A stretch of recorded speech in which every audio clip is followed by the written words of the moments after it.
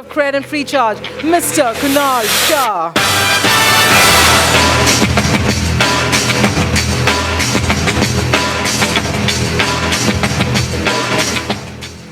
Can you guys hear me? Over there at the back? Okay, cool. I'm not sure if the presentation is working. Just a quick check. How many of you know about Cred over here? Please raise your hand. Wow. Thank you. I'm talking about something I've spoken about before, but in a different context. And this is about a framework on what is happening to the new world, where a lot of companies are becoming monstrous without actually spending on ads. And it's important to understand the phenomena, because if this is going to be the world we are going to live in, we have to understand the principles of that.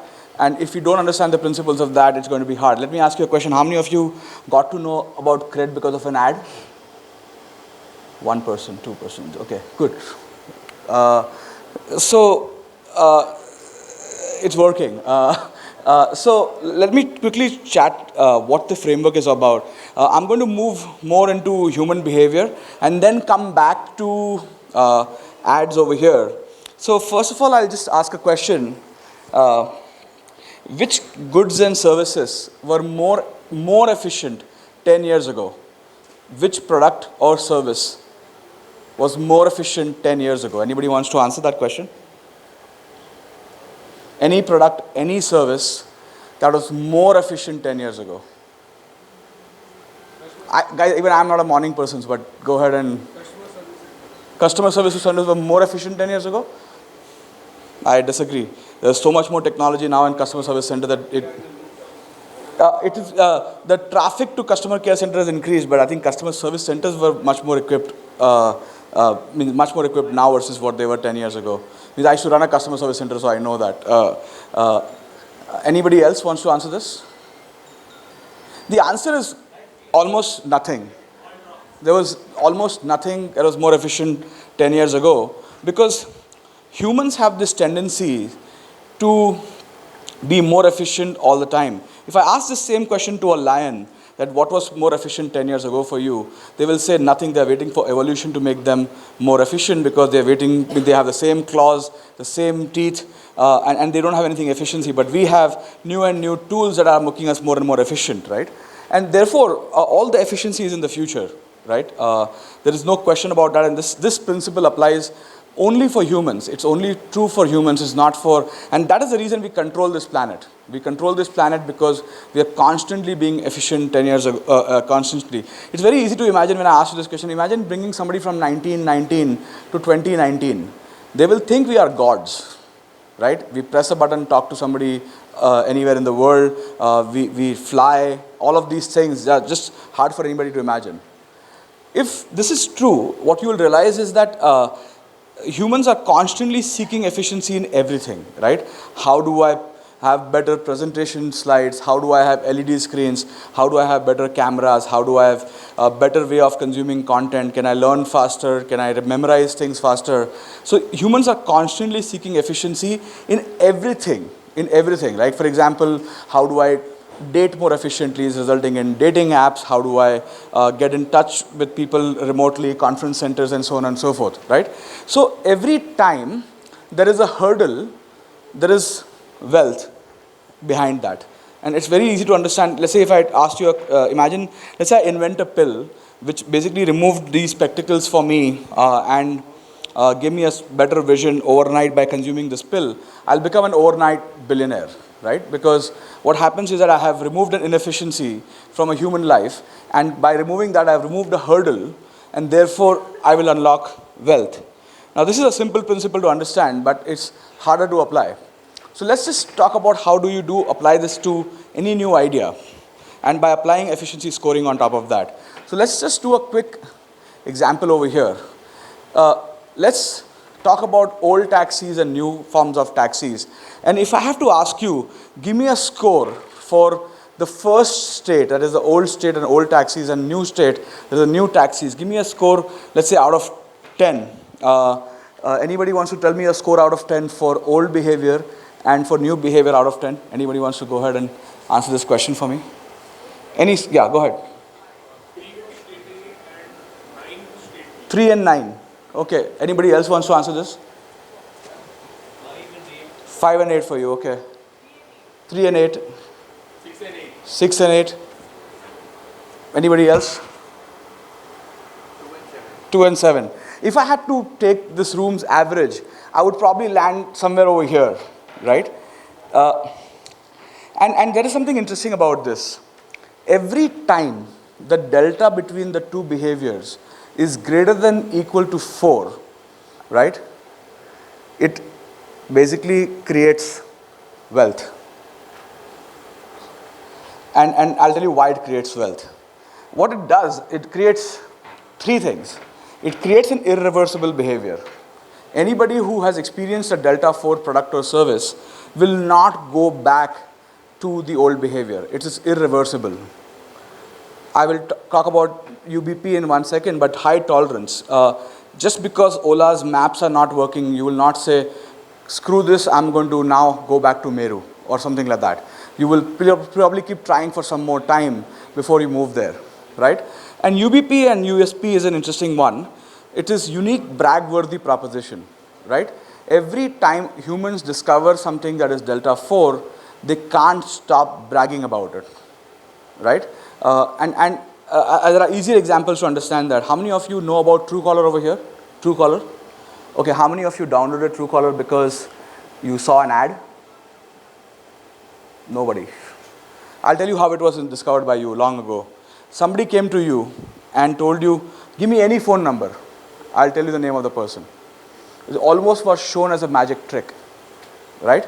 So when humans discover delta 4, they tell everybody about it. In fact, they get social currency by sharing that, right? And therefore, when we discover something cool that is delta 4, which makes entire human race efficiency go up, we keep talking about it, right? And these companies, therefore, require least amount of fuel to spread. And I'll come to what I mean by that. Let's take another example. Buying shirts offline and buying shirts online. I'm specifically going to talk to males right now over here. Give me a score out of 10 for doing both these behaviors. Anybody wants to go? 8 and 2. 8 and 2. Anybody else wants to talk about anything? 5. If I have to take an average, it will probably appear like this. The reason it is like that is, even though it is digital, it is not more efficient. And therefore, it will do the exact opposite to a delta 4 company. It will be reversible. One bad experience in buying shirt online, never going back online. So no tolerance and no UBP. You will not keep talking about this. The reason I'm saying these things is that these are the exact companies that require tons and tons of ads or discounts or cashbacks to artificially increase their delta to make it appear stronger. Let me give you another example, which is slightly more complicated. Imagine ordering food online on an app like Swiggy or Zomato, or calling the restaurant and ordering food. For a lot of us over here in this room, it will be delta 4. But you move to a distant cousin or our parents or anybody who is not so tech savvy, it is not delta 4 for them, because most likely they're using 2 restaurants and calling them, and they already know the guys that they order same food from, and it's not delta 4 for them. So you will see that they will get the first 1 million customers quickly and then fail to grow after that, because they have not been able to make it delta 4 for the rest of the people, right? Why am I talking about delta 4? Delta 4 comes from a core principle of biology, where every time a species has a breakout and one version of that species becomes, let's say, multiple times more efficient than the previous species, they wipe out the previous species, right? It has happened with, say, lizards in Galapagos Island, where one lizard become much more efficient at consuming resources the other species were completely wiped out in the same family, right? And this is true for companies, true for services, true for anything, right? But if you don't understand this principle, you will end up spending a lot of money building this. So let's go further. Basically what happens is that if the company is not increasing delta, it will do that. And if the company has lower delta, it will actually destroy wealth. And therefore, almost wealth is moving in the spectrum of efficiency, right? There are companies that are burning wealth, and there are companies that are earning wealth, are on the spectrum of efficiency. Let's move forward. So this is basically what it is, right? If you are a lower delta company, that you will burn a lot of wealth in trying to do that. But, sorry. Isn't it also because the example which you have given primarily, the first example is more of the necessity for a user versus the second example is we do have multiple options out there and then a user can choose Perfect. offline versus online, if there right? is no differentiation in that product, which is large enough, they will always end up competing. Think about a simpler example is humans on a dating app. If the delta was drastic, they would not be as competing as much. But if the difference is hardly anything, which is true for most humans, and therefore we are constantly trying to seek ways, oh, let me achieve this massive degree, or let me figure out a way to like get a six-pack, or something or the other we are trying to do to constantly find that massive delta, or get some massive wealth, get some massive signaling, right? Get an award somewhere. We are constantly trying to differentiate. And this is not a necessary product also. You can think of, means the word necessity or other things are just labels we apply to how frequently we use the product. But it's true for everything, right? If I give an example of this pill that I will do to remove these specs, means this is not, I'm going to use that pill once, but I'll still create wealth, right? And it will spread multiple times. There are a lot of treatments that, let's say skincare treatment that are done once a time, but they have huge bragworthiness. That you do it once. Like there is a beautiful example of this new hair curler of Dyson that you must have heard about. How many of you have heard about that new curler? Right? Okay, good. And it's not spreading through ads. It's Delta 4, and they all want it. It's very expensive, 35,000 rupees. Otherwise, I'm sure everybody would have it probably next week. So let's talk about examples when even if you have Delta 4 companies, it will not be good enough to create wealth. First is affordability, right? We know airlines are Delta 4 to travel to a place compared to railways, but if you cannot afford it, it's not Delta 4 for you. Readiness. We were just discussing, Sandeep, like Free Culture was a company ahead of its time.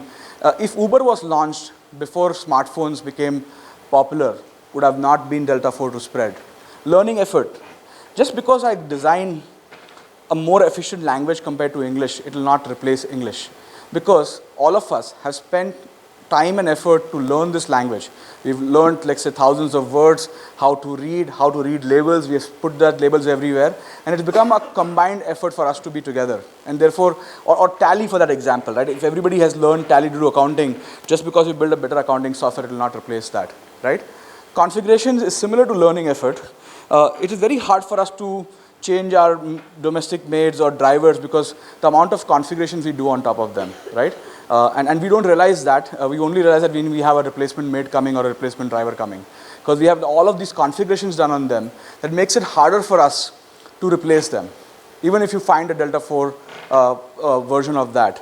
iOS is a classic example, right? Anybody who has tried to move from iOS to Android, your autocorrect stops working completely. Because they have learned how to figure out your typos, and when you move to another operating system, they are like they make you look terrible, so you go back to it very quickly.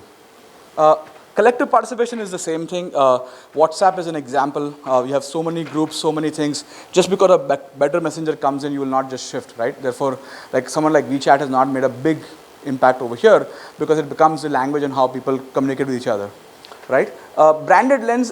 This is an interesting one.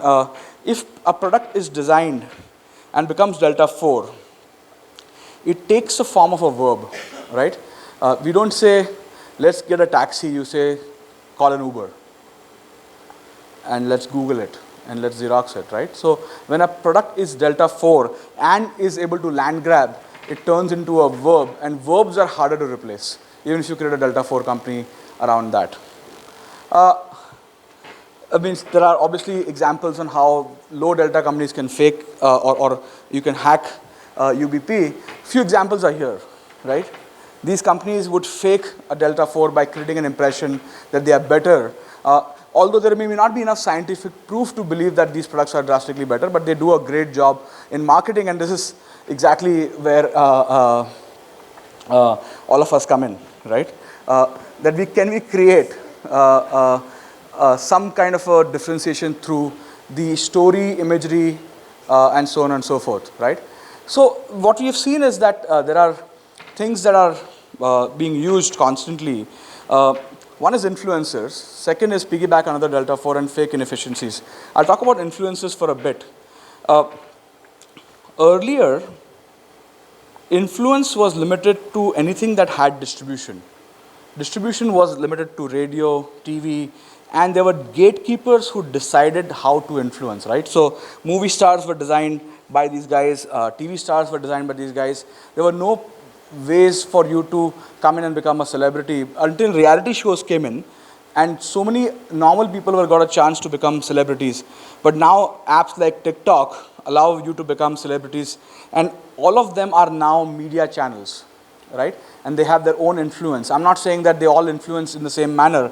I don't think a tier 3 influencer who's good at dancing can now convince you to buy a car, but they definitely have their own medium to potentially sell an FMCG product to you, right? And therefore, there is an entropy of influence that is happening, right?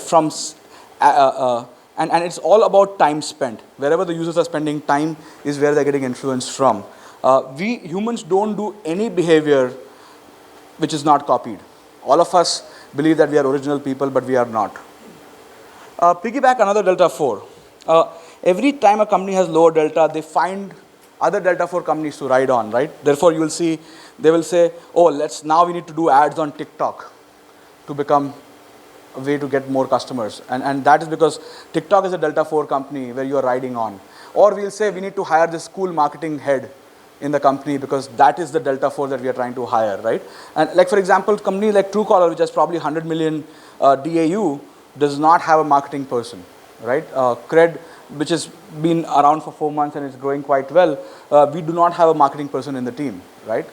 And delta 4 companies require less delta 4 people to make it happen. I think mediocre founders like me can also do well if you can find a delta 4 company over here, right? What is faking inefficiency, right? This is the most interesting one I've found. This is a classic example is dandruff, right? Nobody cared about dandruff 100 years ago, right? It was just dead skin and everybody had it. But the media constantly showed that, oh, you will not be attractive to somebody if you have dandruff. And it was also told to the women that, okay, you should not like somebody who has dandruff. And this brainwashing has basically resulted in creating fake inefficiency that dandruff is a bad thing.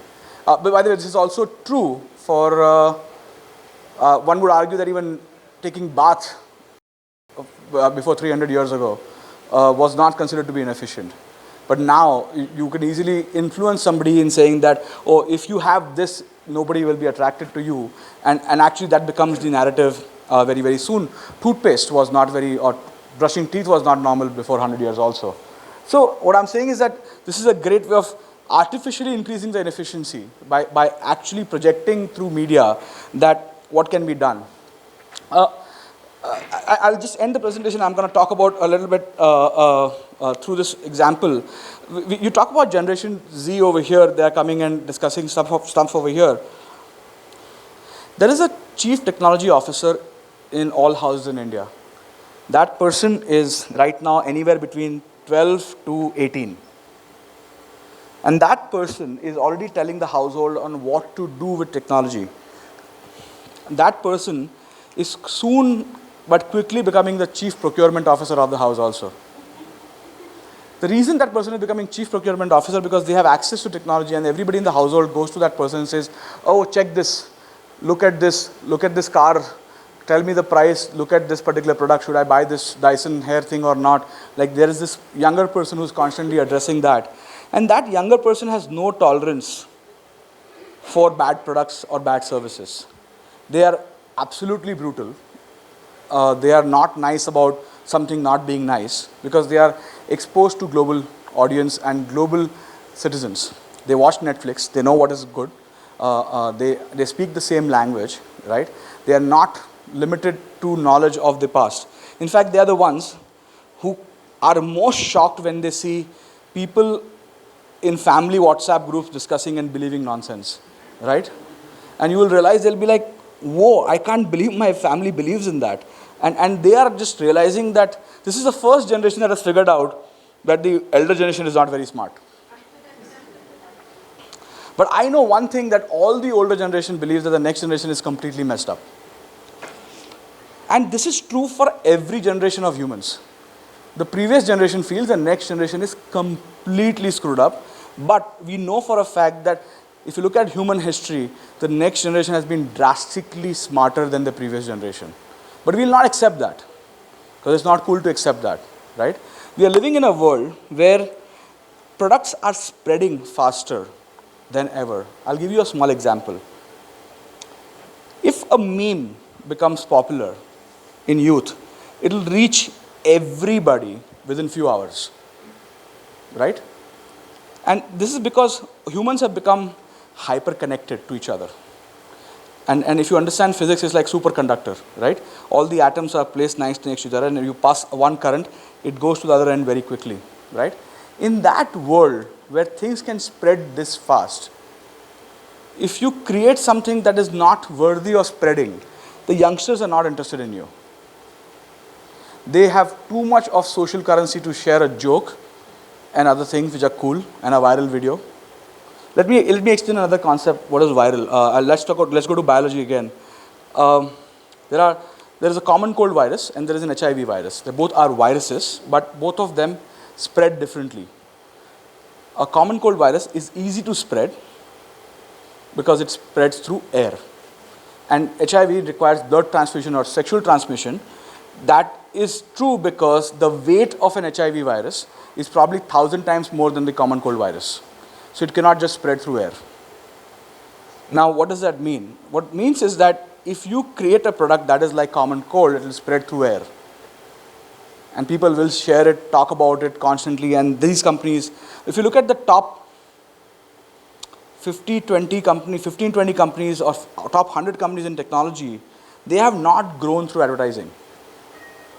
And this is already happening around us. But they are all charging you money to advertise your products and make you compete. And that includes you. If you are on a dating app or a job website, you are the product that is competing on these platforms. And this is happening because we are living in a world where there are some products have figured out how to spread faster through this method, right? And it is resulting in massive wealth creation. And these wealth creation machines are sucking wealth out of every other company, right? It's easier to understand this if you think about, hypothetically speaking, let's say if somebody managed to, through genetic engineering, get IQ of 200, I'm just making this up completely, they will disproportionately suck wealth out of an ecosystem that they are operating in because they'll know how to do that better. And therefore, others will become poorer. If you think of the world as zero sum in that closed ecosystem, right? Companies are also becoming like that. An efficient company, now we use the fancy words like AI and ML and all of these things. They're towards the objective of making things magical. Whenever you experience something Delta 4, it feels like a magic trick, right? You will see that, whoa, like this was cool, and you are shocked, and then you want to spread that magic trick to everybody because you have discovered that. We are living in a world where if we do not operate on the principles of these companies that are growing and don't study that, the old school marketing where nobody had a disproportionate advantage will not apply, right? So my biggest worry is to a lot of people who've read marketing books of the past, trying to apply in today's world and using that vocabulary that is not as relevant. We are living in a world where the newer generation constantly believes that they have to share something cool to become more cool in their social network, and we are not giving them enough things to appear cool. I'll give you a small example on how the younger generation is.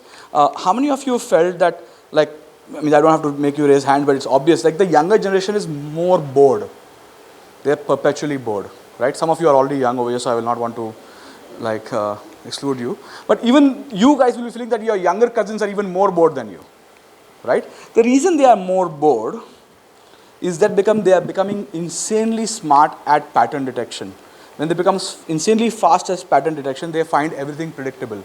And they'll say, like, so predictable. Like, they will say, like I know you will say this, right? And they will almost tell you your next line before you say it because you're too slow for them. And that is happening because it's happening for you? Good, good. So let's take an example. When a child is watching a cartoon movie, they can watch it 5 times.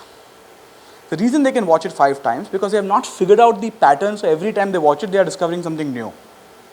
But the younger generation is so smart that they figure out everything that you're going to say later on and they have no time for your nonsense. And therefore, they have no time. They're always moving to the next thing. And therefore, programs like Game of Thrones attracts them a lot because it's completely unpredictable. They cannot predict the pattern on what's going to happen, and therefore, they are attracted to content that is constantly unpredictable. In fact, if you look at the growth of platforms like UGC and TikTok, is that when you watch it, you don't know what's going to come next. And that's what keeps them hooked, right? Anything that is like the standard pattern, they have no interest in that.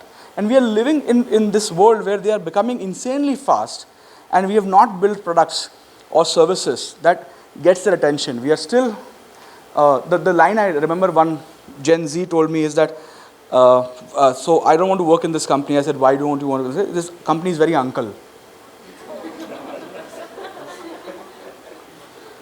And that line is very profound because you don't know what uncle means. And some of you will not know because you probably are uncle. And by the way, it's not about age. It's about how quickly you're adapting to the new changes, right? One thing I have found out to understand who's uncle or not is how they use the phone. If they use the finger outside versus there's a clear detection over there who's uncle and not, and this is not by age. Why am I saying all these things? We are still operating with the principles of the past. And just by making things digital, what we are doing is no different than making shirts sell online. And I don't think we can win in the world that we are entering into by the principles of the past. So that's all from me, and I'll take some questions. Thank you.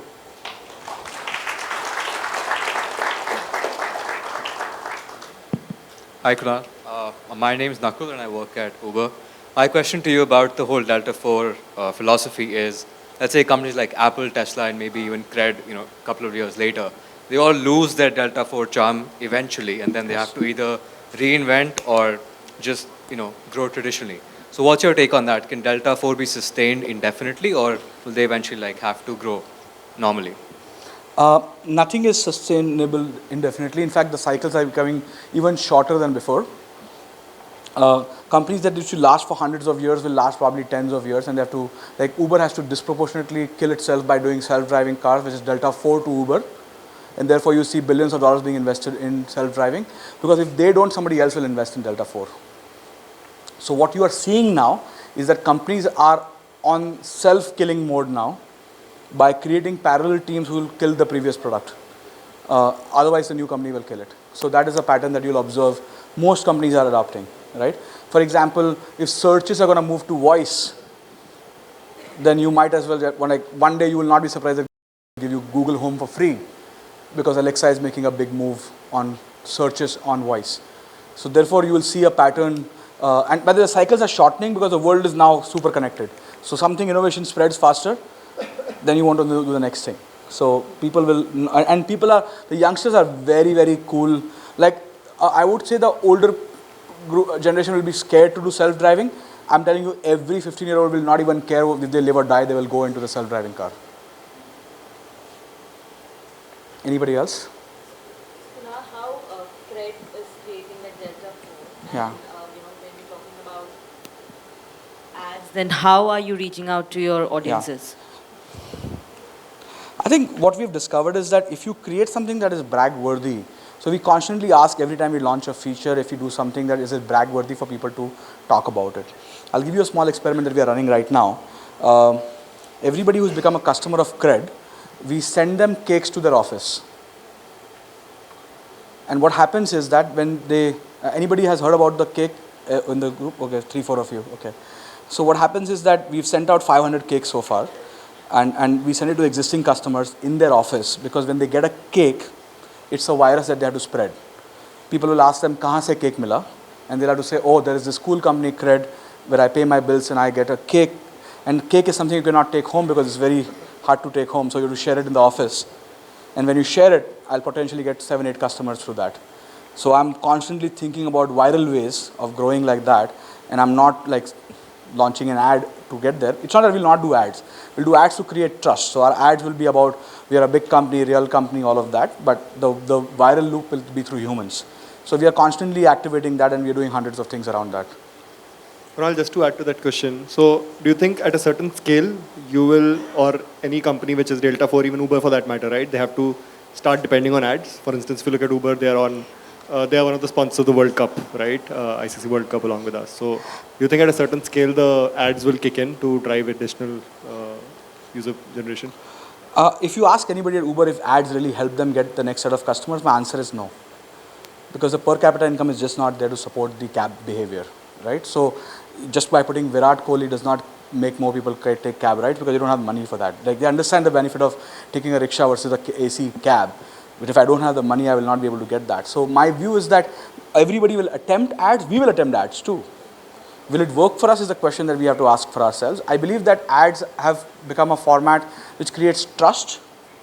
For example, I would never do a quarter page ad. I would only do a full page ad because it creates more trust and awareness, right? And I believe that my personal view is that I would never do an ad on a small screen versus a large multiplex screen because they don't create as much trust. I heard about Cred Yes. on Instagram. Yes. Through an influencer. Yes. But that's also an ad, right? It is. It is. Yes. And we stopped it as a format. That format was the worst format that we tried. So we tried that format. You have not seen influencer ads after that because we've stopped it.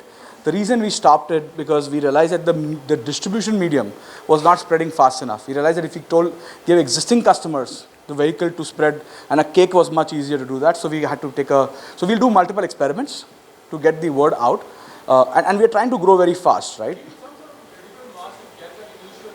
Yes. So you do have to advertise and you have to get it to spread somehow. Yes, I completely agree. In fact, You need an ad then, right? At least to give you a kickstart. I don't know if the word is ad. I would say that if you do anything that gets you kickstart, if ads are more efficient for that, you do that, right? I believe ads for products like financial services is harder to create trust on for somebody to try, but if a friend tells you, it's much easier to spread, right? So my view is that you have to do it, but the dependency on ad for these companies is extremely low, right? If you look at Uber, as an example, right, they did not grow by dependency on ads of digital ads or influencer or whatever, right? Everybody starts it. I'm saying as a share of growth coming from ads would probably remain less than 5% for them. And therefore, we need to question if they will eventually even need ads. Any last question? Okay, last. Go ahead. Go ahead.